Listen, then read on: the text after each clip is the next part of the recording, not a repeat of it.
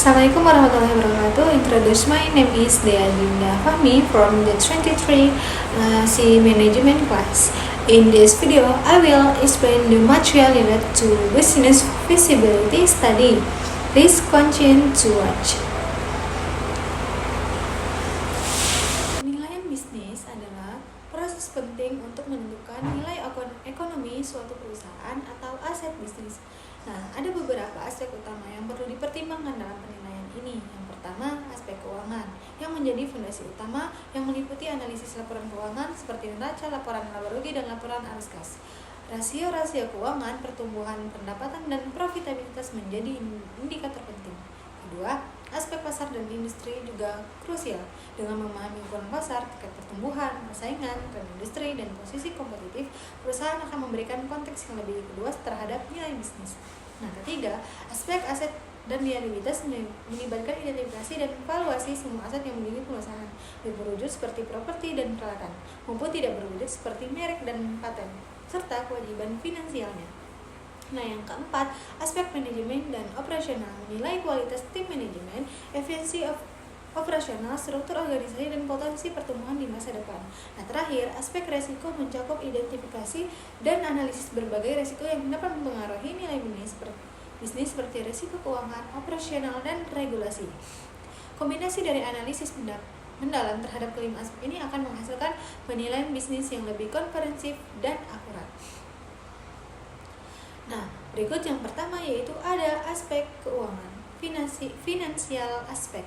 Nah, aspek keuangan adalah jantung dari penilaian bisnis. Nah, analisis ini berfokus pada kinerja finansial perusahaan saat ini dan proyeksi ke depan.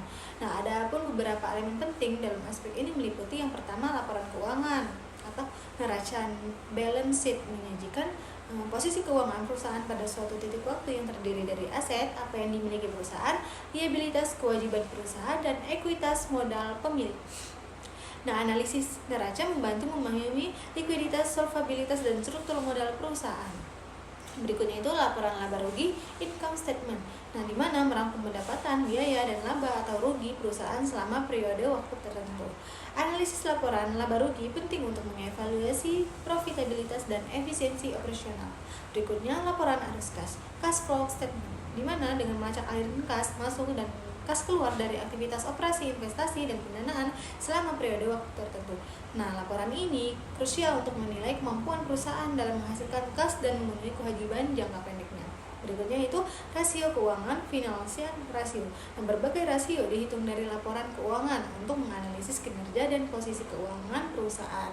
Nah, contohnya termasuk rasio likuiditas, di mana kemampuan membayar utang jangka pendek. Rasio profitabilitas, kemampuan menghasilkan laba. Nah, rasio solvabilitas, kemampuan membayar semua kewajiban. Dan rasio aktivitas atau efisiensi penggunaan aset. Berikutnya pertumbuhan pendapatan. Nah, tingkat pertumbuhan pendapatan dari waktu ke waktu menjadi indikator penting bagi potensi pasar dan daya saing perusahaan. Nah, tren pertumbuhan yang positif seringkali menjadi sinyal baik. Nah, berikutnya itu profitabilitas, di mana kemampuan perusahaan menghasilkan keuntungan relatif terhadap pendapatan, aset atau ekuitas. Margin laba kotor, margin laba operasi, dan margin laba bersih adalah metode penting dalam menilai profitabilitas. Berikutnya, arus kas bebas, free cash yang tersedia bagi perusahaan setelah dikurangi pengeluaran modal. Arus kas bebas sering digunakan sebagai dasar dalam metode penilaian diskon cash flow. Yang kedua, aspek pasar industri. Nah, dengan memahami konteks eksternal di mana bisnis beroperasi sangat penting untuk penilaian yang akurat, aspek ini mencakup pertama ukuran pasar atau market size, di mana total nilai atau volume pasar di mana perusahaan beroperasi. Pasar yang lebih besar seringkali menawarkan potensi pertumbuhan yang lebih besar. Nah, tingkat pertumbuhan pasar, market growth, seberapa cepat pasar berkembang. Pasar dengan pertumbuhan tinggi dapat menarik investor dan memberikan peluang ekspansi. Berikutnya itu struktur industri. Karakteristik industri seperti tingkat persaingan, misalnya persaingan sempurna, oligopoli, monopoli, hambatan masuk, dan kekuatan tawar-menawar pembeli dan pemasok. Nah, tren industri, perubahan dan perkembangan terkini dalam industri yang dapat mempengaruhi bisnis seperti perubahan teknologi, regulasi, preferensi konsumen, dan faktor ekonomi makro. Nah, posisi kompetitif perusahaan di mana bagaimana perusahaan dibandingkan dengan cara persaingan dalam hal pangsa pasar. Keunggulan kompetitif biasanya biaya rendah, diferensi produk, jaringan distribusi, dan loyalitas pelanggan. Berikutnya itu aspek aset dan liabilitas. Penilaian aset dan liabilitas membantu menentukan nilai bersih perusahaan. Aspek ini meliputi aset berwujud, tangible aset, di mana aset fisik yang dapat dilihat dan disentuh seperti tanah, bangunan, mesin, peralatan, inventaris, dan kas.